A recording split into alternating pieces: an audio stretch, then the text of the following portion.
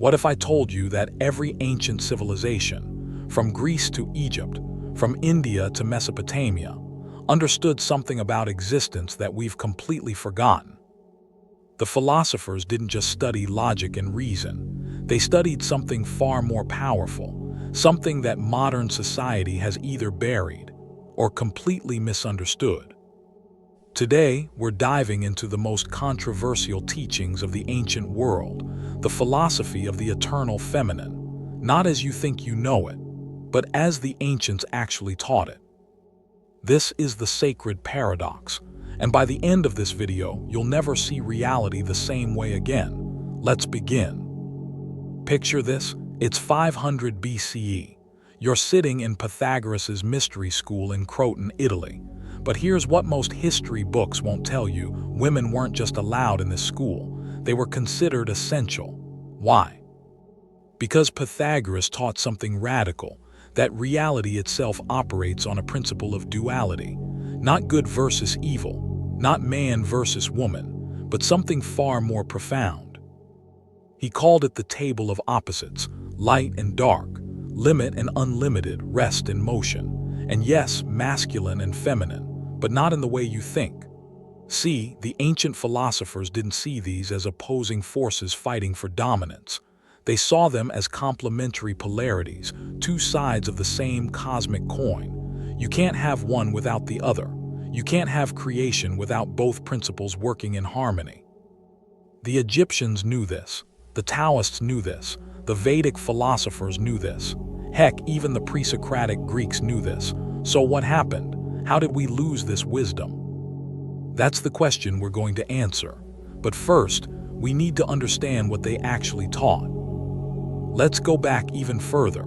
Ancient Mesopotamia, around 2000 BCE, the Epic of Gilgamesh, one of humanity's oldest surviving stories, introduces us to Ishtar, the goddess who embodies what philosophers would later call the paradox of the feminine divine.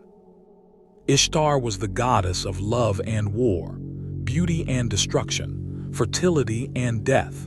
Now, before you think this is just mythology, pause for a second.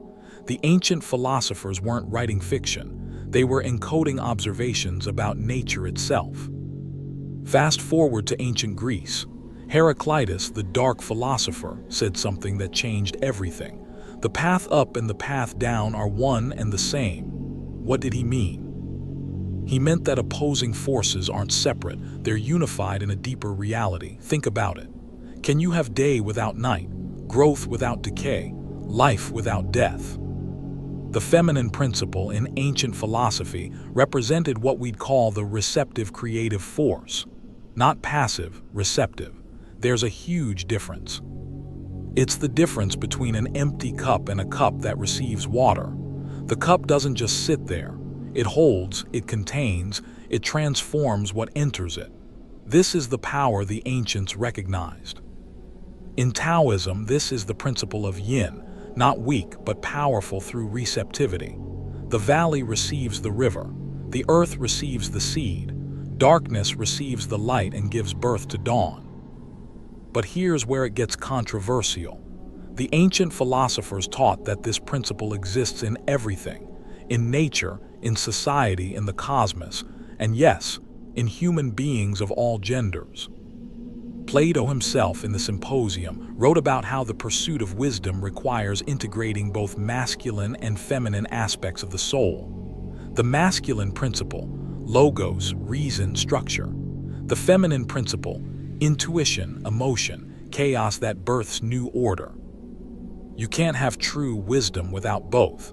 You can't have a complete human being without both. Now let's talk about what makes people uncomfortable, the shadow. Every ancient tradition taught that the feminine divine has what we might call a dark aspect. But before you misunderstand, dark doesn't mean evil. It means hidden, mysterious, transformative. The Hindu goddess Kali dances on corpses while wearing a necklace of skulls. Terrifying, right? But to the ancient Vedic philosophers, she represented something profound, the destruction that must come before rebirth. Think about your own life. Every major transformation you've experienced, Changing careers, ending relationships, leaving behind old versions of yourself required destruction, required letting go, required entering the dark unknown before finding new light. This is what the Greeks called chthonic wisdom, the wisdom of the underworld, the underground, the hidden. Persephone descends into Hades and becomes queen of the underworld. But she doesn't stay there. She returns, bringing spring with her. The ancient philosophers understood something we've forgotten. You can't skip the dark part. You can't have transformation without destruction. You can't have rebirth without death. The medieval alchemists, who were really just encoding ancient philosophy, called this negredo, the blackening. The first stage of transformation where everything breaks down before it can be rebuilt into gold. But here's the crucial part.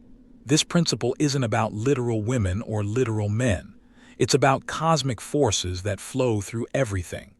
The ancient philosophers taught that a wise person, regardless of gender, must integrate both principles. Too much masculine energy without the feminine becomes rigid, domineering, destructive. Too much feminine without the masculine becomes chaotic, ungrounded, dissolving. Balance is everything. So what happened? Why did we lose this understanding? Around the 4th century CE, as certain religious and political powers consolidated control, these older philosophical traditions became dangerous. They taught personal transformation, direct experience of the divine, and equality of cosmic principles.